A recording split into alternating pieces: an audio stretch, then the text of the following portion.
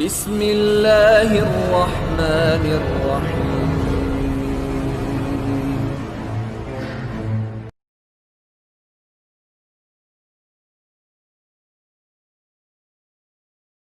السلام علیکم میرے محترم عزیز دوستو۔ ایک عبادت گزار شخص جو ہر وقت اللہ تعالیٰ کی عبادت میں مشغول رہتا، کبھی اس نے ناغہ نہ کیا تھا، نماز، روزہ، زکوٰۃ، حج ادائیگی کے ساتھ ادا کرتا تھا، لیکن ایسا کیا ہوا کہ اچانک مرتد ہو گیا؟ اور کیوں ہو گیا یہ سب بتاؤں گا آپ کو، لیکن اس سے پہلے اگر آپ نے میری اس ویڈیو کو سبسکرائب اور لائک نہیں کیا تو جلدی سے کر لیں کہ کہیں بھول نہ جائیں، تاکہ میری ہر نئی آنے والی ویڈیو کی نوٹیفیکیشن آپ کو بر وقت ملتی رہے۔ حضرت سیدنا حسن بصری رحمۃ اللہ تعالی علیہ اپنے احباب کے ساتھ تشریف فرما تھے کہ لوگ ایک مقتول یعنی قتل کیے ہوئے مردے کو گھسیٹتے ہوئے وہاں سے گزرے۔ سیدنا حسن بصری رحمۃ اللہ علیہ نے جب مقتول کی شکل دیکھی تو ایک دم بے ہوش ہو کر زمین پر تشریف لے آئے۔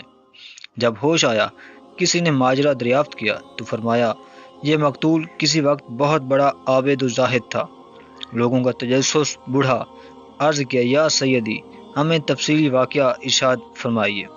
فرمایا، یہ عابد ایک روز نماز کے لیے گھر سے چلا تھا تو راستے میں ایک لڑکی پر نظر پڑ گئی اور ایک دم اس کے دل میں عشق کی آگ شعلہ زن ہوئی اور اس کے فتنے میں پڑ گیا۔ اس سے شادی کا مطالبہ کیا۔ اس نے شرط رکھی کہ عیسائی ہو جاؤ۔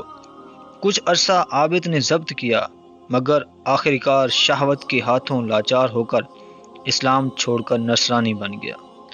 جب اس نے لڑکی کو آ کر خبر دی تو وہ بپھر گئی اور نفرین یعنی حیرت کرتے ہوئے کہا، او بد نصیب، تیرے اندر کوئی بھلائی نہیں، تو نے اپنے دین سے وفا نہیں کی تو کسی اور کے ساتھ کیا وفا کرے گا؟ بدبخت، تو نے شہوت سے بدمست ہو کر عمر بھر کی عبادت و ریاضت بلکہ اپنا دین تک داؤ پر لگا دیا۔